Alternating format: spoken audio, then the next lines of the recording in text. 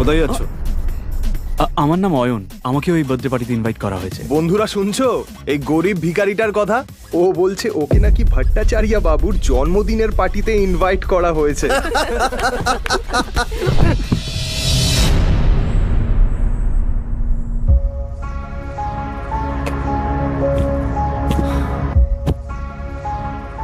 Rusha baby, চলো বাড়ি যাই। বেবি? রুষা, তুমি এই ভিখারিটাকে চেনো নাকি? কই না তো। Who the hell are you? এটা শুনি অয়ন অবাক হয়ে যায়। এর আগেও রুষা অনেকবার অয়নকে অপমান করেছে। রুষা, চলো এবার বাড়ি যাই। এ ভিখারি, বেরো এখান থেকে। সিকিউরিটি, একে ঘাট ধাক্কা দিয়ে বের করে দাও। ঠিক সেই সময়ই বার্থডে বয় ভট্টাচার্য সেখানে হাজির হয়, আর তার নজর গিয়ে পড়ে অয়নের ওপর। অয়ন তার জন্মদিনে এসেছে এটা দেখে সে অবাক হয়ে যায়। অয়ন রায় চৌধুরী স্যার, আপনি আমার পার্টিতে এসেছেন? আমার তো বিশ্বাসই হচ্ছে না। আপনি আমার পার্টিতে এসেছেন, আমি তো ধন্য হয়ে গেলাম sir. Please please please please please please আসুন স্যার, প্লিজ আসুন। এই দৃশ্যটা দেখা মাত্রই রুষা আর বাকি সবার মাথা খারাপ হয়ে যায়, কিন্তু অয়ন কোনো কথা না বাড়িয়ে ওখান থেকে চুপচাপ বেরিয়ে যায়। বাইরে গিয়ে সে রুষার জন্য অপেক্ষা করতে থাকে। পার্টি শেষ হওয়ার পরে রুষা যখন বেরোয় সে পুরো মাতাল। Sorry sorry.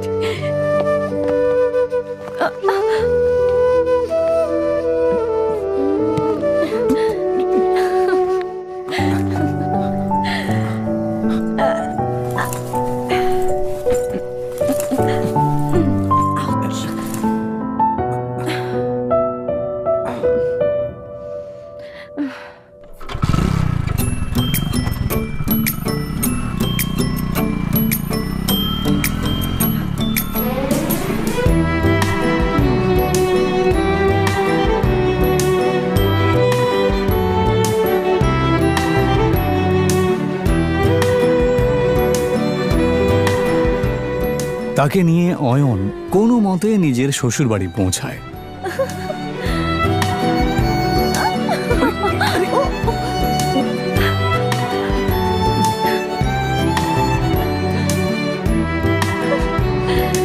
অয়ন শ্বশুর বাড়িতেই ঘর জামাই হয়ে থাকত, আর এই বিষয়টা নিয়ে সবাই ঠাট্টা করত।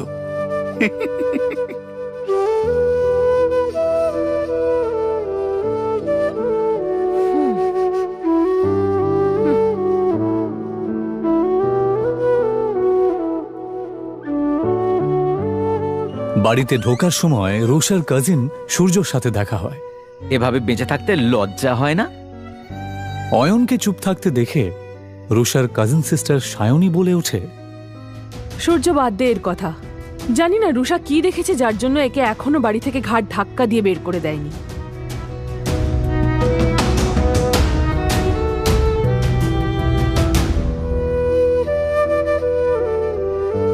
অয়ন প্রায় প্রত্যেক দিনই শ্বশুর বাড়িতে এই ধরনের কথা শুনত।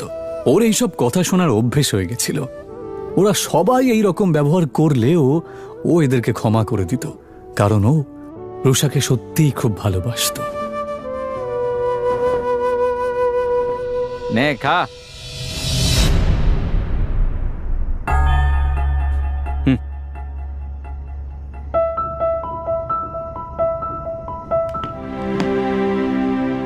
ভিখারি কুত্তা কোথাকারে।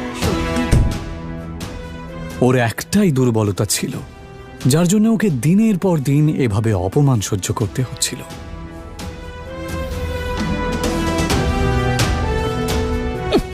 আমাকে নিয়ে যত ঠাট্টা করার করে নাও, যেদিন তোমরা আমার সত্যিটা জানতে পারবে সেদিন তোমাদের মাথা খারাপ হয়ে যাবে। অয়ন আসলে কে সেটা কেউই জানতো না। তবে কেন জানি না অয়ন নিজেও কাউকে কিছু বলতে চাইতো না।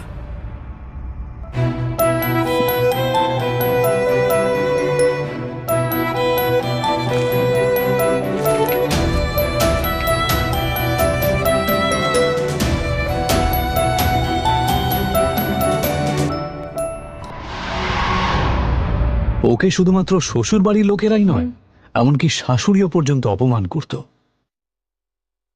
উনি রুষা আর অয়নের ডিভোর্সও করিয়ে দিতে চেয়েছিলেন।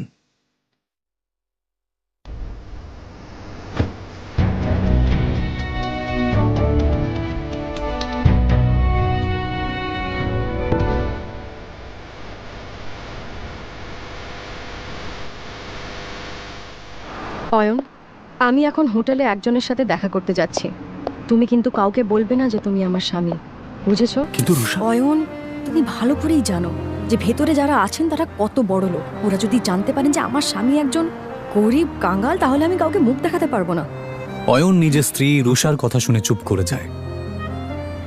এটা প্রথমবার নয় যখন রুষা তার দরিদ্র স্বামীকে অপমান করছে। এর আগেও অয়নকে অনেকবার সে অপমান করেছে। রুষার বাড়ির লোক অয়নের সাথে একটা কুকুরের থেকেও খারাপ আচরণ করত, কিন্তু অয়ন কারোর কথায় মন খারাপ করত না, কারণ সে তার স্ত্রী রুষাকে পাগলের মতো ভালোবাসত। আজ রুষা তার ছোটবেলার বন্ধু রূপালী এবং আরও কিছু বড়লোক বন্ধুদের সাথে হোটেলে দেখা করতে যাবার সময় অয়নকে সচেতন করছিল। অয়ন, শেষবারের মতো বলছি, ভেতরে গিয়ে কোনো সিন ক্রিয়েট করবে না। ঠিক আছে, তুমি যা বলবে। হোটেলের ভেতরে বড়লোক বাবার বখাটে সন্তান প্রেম সেন, রাজ বোস এবং পারাস আগরওয়াল বসেছিল। আসলে তারা রূপালীর বন্ধু হলেও রুষাকে দেখার পর এবং তার রূপ দেখার পর অবাক হয়ে যায়। এটা কে রূপালী? এত সুন্দর দেখতে। ও ও আমার বেস্ট ফ্রেন্ড রুষা। অয়নের জামা কাপড় দেখে নাক মুখ মেকিয়ে পারাস জিজ্ঞেস করে, আরে এই সুন্দরীর সাথে বাঁদরটা কে রে? আর ঠিক তখনই অয়ন বলে ওঠে, নমস্কার, আমার নাম অয়ন। আরে হ্যাঁ, মনে পড়েছে, রুষা সিংহ। তার মানে আপনি অয়ন, যার সাথে রুষার বাবা সিদ্ধার্থ সিংহ ওনার মেয়ের বিয়ে দিয়েছেন। কি ঠিক বললাম তো রুষা? প্রেম আর পারাস যেই বুঝতে পারে যে এই গরিব লোকটা আসলে এই সুন্দরী মেয়েটার স্বামী, তখন রুষাও তাদের সাথে আর ফ্লার্ট করতে পারে না। কিন্তু তারপর তারা তিনজনে মিলে অয়নের দারিদ্রতা নিয়ে ঠাট্টা করতে থাকে। আচ্ছা অয়ন দাদা, আমি শুনেছি আপনি নাকি একটা ব্যাংকে চাকরি করেন। তা কত টাকা স্যালারি পান? এই তিনটে ছেলে সমানে অয়নকে অপমান করছিল আর হাসছিল। ওই 12,000 মতো পাই। কত বললেন? 12,000। কখনো কখনো বোনাস পেলে 15,000 মতো হয়ে যায়। ভালোই স্যালারি পান আপনি। আমার জুয়েলারি অ্যাকাউন্টেন্টের স্যালারির অর্ধেক, তবুও আজকালকার দিনে এটাই অনেক।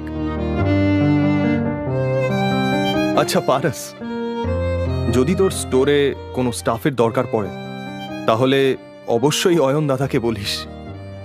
ওনাকে দেখে কর্মঠ মনে হচ্ছে, আর আশা করি ওনার কাজ তোর ভালোই লাগবে। হ্যাঁ হ্যাঁ, নিশ্চয়ই প্রেম, নিশ্চয়ই।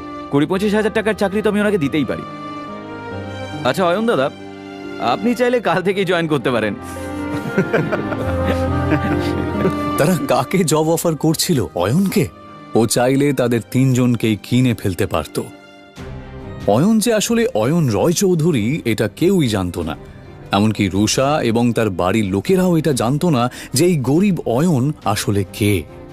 অয়নও যেহেতু এই আসল সত্যিটা কাউকে জানাতে চায় না, তাই সে এমনভাবে এই পরিস্থিতিটা সামলালো যে কেউ কিছু বুঝতেই পারল না।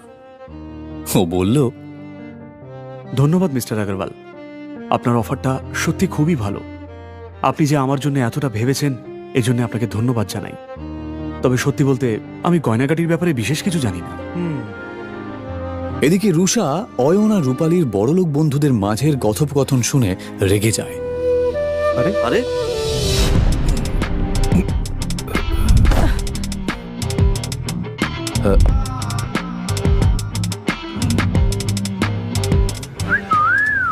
ওই লোকটার মুখ থেকে প্রচন্ড পরিমাণে মদের গন্ধ বেরোচ্ছিল।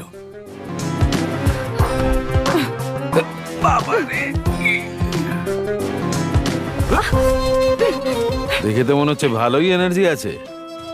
অসভ্য লোক, তোর সাহস কি করে হয় আমার সাথে সব কথা বলার? ছেড়ে দাও আমাকে।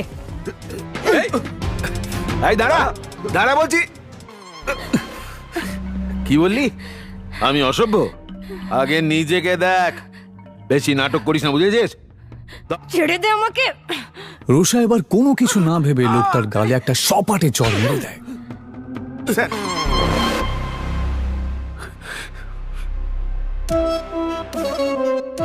চরের প্রতিশোধ কি করে নিতে হয় আমি তোকে দেখাচ্ছি।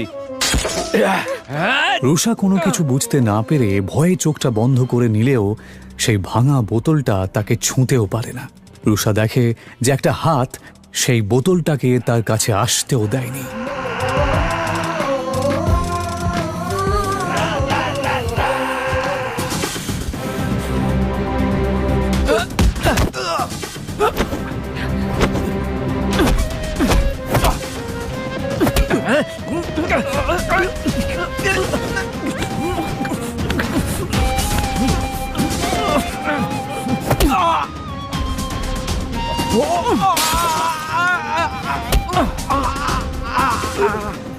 নেশার চোটে তোর মাথা খারাপ হয়ে গেছে।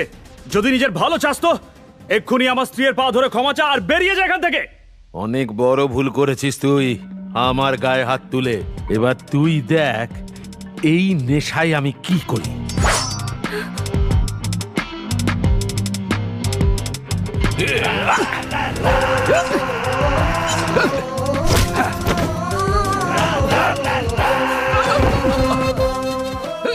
অয়নের এই আচরণ দেখে রুষা অবাক হয়ে যাচ্ছিল। সে বেচারি কিছুতেই এটা দেখে বিশ্বাস করতে পারছিল না। প্রেম সেন এবং রাজ বেদিও চিৎকারের আওয়াজ শুনে সেখানে দৌড়ে আসে। এই অসভ্য মাতালটা আমাকে একা পেয়ে আমার উপর জোর খাটানোর চেষ্টা করছিল। এটা শুনে প্রেম সেন রেগে যাবার ভান করে, কারণ ও রুষার মন জয় করতে চাইছিল। আর এই জন্যই সে পুরো বিষয়টা সামলানোর দায়িত্ব নিয়ে নেয়। আর নেবে নাই বা কেন?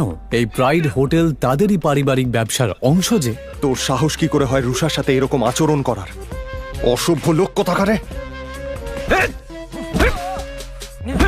লোকটাকে একটু বেশি মারছে। একটা জিনিস তো পরিষ্কার যে এই লোকটা শুধুমাত্র একজন মাতাল নয়। প্রেম সেন আর রাজ বোস কিছুতেই থামছিল না, আর তার জন্যই অয়ন তাদেরকে থামানোর জন্য বলে, ব্যাস অনেক হয়েছে, ওর শাস্তিও পেয়ে গেছে। এইভাবে মারতে থাকলে ও মরে যাবে তো। আরে অয়ন দাদা, আপনি এত ভয় পাচ্ছেন কেন? আমি এই হোটেলের মালিক, তাই এই ব্যাপারটার এখানেই মিটমাট হয়ে যাবে। একটা বোকা ভীতু লোক। অয়নের ওপর রুষার প্রচন্ড রাগ হচ্ছিল। রুষা প্রেম সেন আর রাজ বেদির দিকে তাকিয়ে বলল, এবার বাদ দাও, ছেড়ে দাও ওকে। ও অয়ন দাদা, আপনি দেখছি বেশ ভীতু। আমাদের সঙ্গে থাকুন, তাহলে একটু সাহসী হয়ে যাবেন। কথাটা অয়নকে খোঁচা মেরেই বলা হলো, যদিও এসব শোনার পরেও অয়ন চুপ করেই থাকে। ইতিমধ্যেই কয়েকজন গুন্ডা সেখানে ঢোকে, আর প্রেম সেন গুন্ডাদেরকে ভেতরে আসতে দেখে। মনে হচ্ছে এই মোটা ষাঁড়ের গায়ে গন্ডারের চামড়া লাগানো। এত মার খাওয়ার পরেও ব্যাটার শিক্ষা হয়নি। কোনো ব্যাপার না, এদের ব্যবস্থা আমি করছি।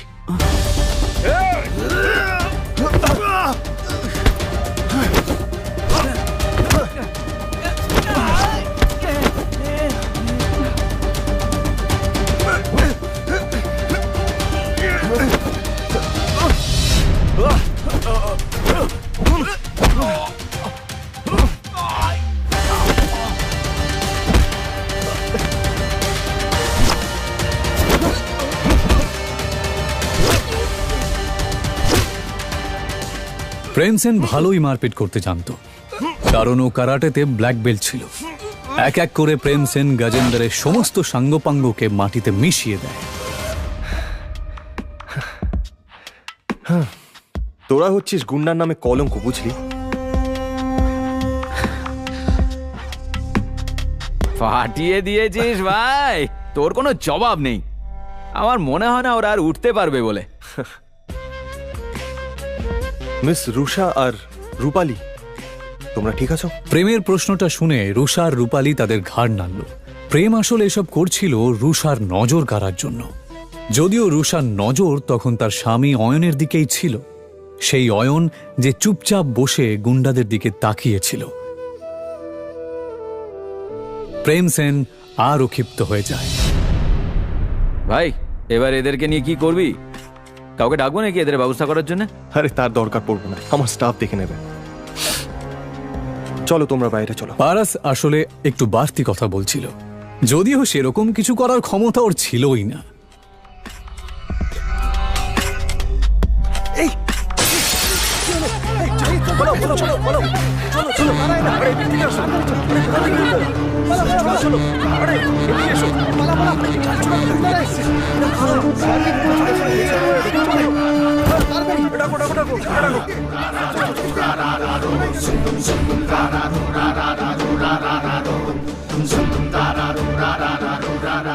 আচ্ছা, তোমাদের এত বেশি সাহস? যদি তাই হয় তাহলে আমার সামনে এসো। সেই তো, ভয় কেন পাবো? তোদের হারানোর জন্য সাহসের কি প্রয়োজন? কিন্তু এই কথাটা বলার পরেই প্রেম সেনের মুখ বন্ধ হয়ে যায়।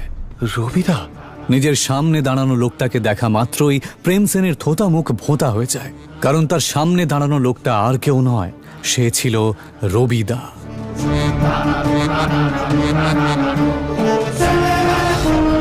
তাদের সবার লাল চোখ দেখে এটা বোঝা যাচ্ছিল যে তারা এখানে প্রেম এবং বাকি সবাইকে শেষ করতেই এসেছে।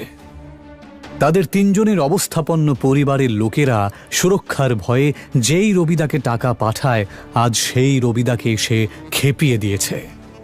এইমাত্র আমাকে কে চ্যালেঞ্জ করলো? দাদা, আমি তো ঠাট্টা করছিলাম, আমি জানতাম না ওখানে আপনি দাঁড়িয়ে আছেন। আমায় ক্ষমা করে দিন। ও, ঠাট্টা করছিলি বুঝি? হ্যাঁ, তা হতেই পারে, ঠাট্টা তো হতেই পারে। তাহলে একটা ঠাট্টা আমিও তোর সাথে করি। দাদা, এটা কথা বলে মীমাংসা করলে হয় না?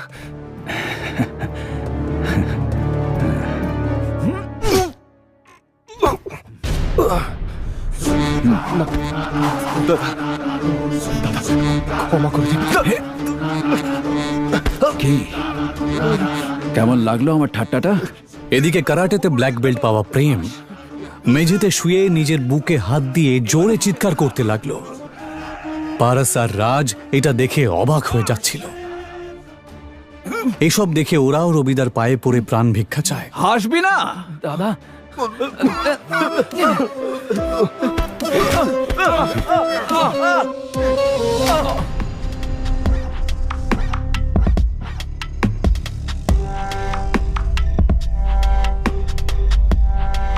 ওঠাতে পারছিস না?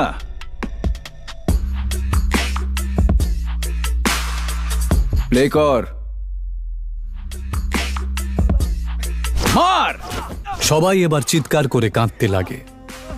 এইসব দেখে রূপালী আর রুষা ঘাবড়ে যায়। তারা দুজনেই কিছু বুঝতে না পারলেও রূপালী আর রুষা এটা ভালো করেই বুঝতে পারছিল যে এই ছেলেগুলোর জন্য ওরা অনেক বড় একটা বিপদের মধ্যে পড়েছে। রবিদা নিজের চোখের সামনে এইরকম একটা নাটক দেখে খুব আনন্দ পাচ্ছিল। আমি এটা জানতাম যে ওই মোটা লোকটা শুধুমাত্র একজন মাতাল নয়, কিন্তু এটা আমি দুঃস্বপ্নেও ভাবিনি যে ওই মোটা লোকটা রবির পরিচিত।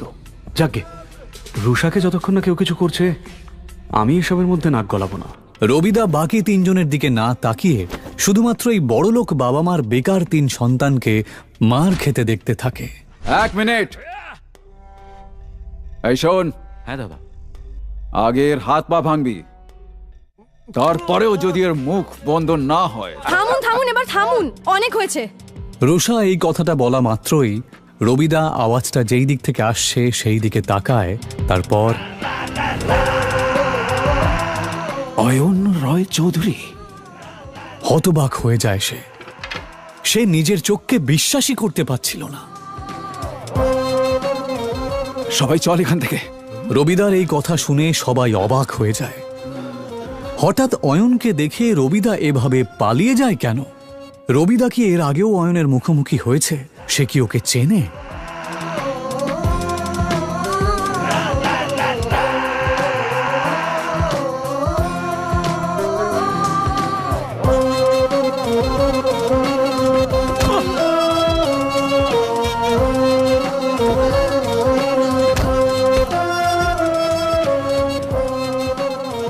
সত্যি কি অয়ন একজন আরবপতি? যদি তাই হয় তাহলে সে কেন এভাবে দিনের পর দিন অপমান সহ্য করছে? রুষার বাবা অয়নের মতন একটা গরিবের সাথে কেন তার বিয়ে দিয়েছে?